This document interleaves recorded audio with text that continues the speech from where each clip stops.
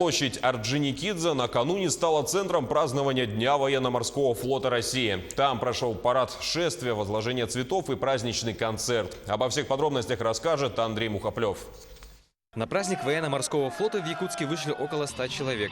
В праздновании принимали участие офицеры, матросы запаса военно-морского флота и казаки. Морские пехотинцы отмечают, что на флоте вкусно кормят и гордятся своей темной красивой формой, в отличие от общевойсковой.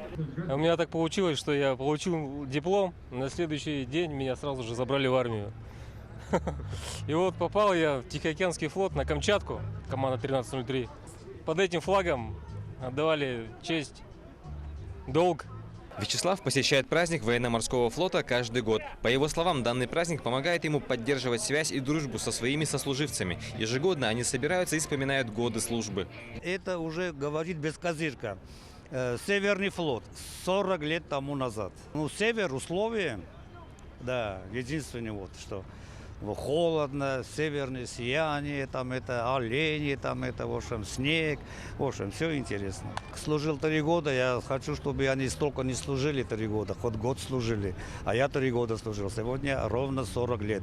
И это без козырки уже 40 лет я сохранил. Северный флот не подведет.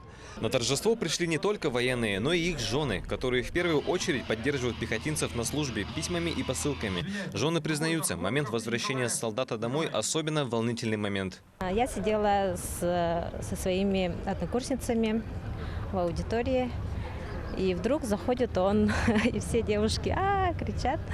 Я была очень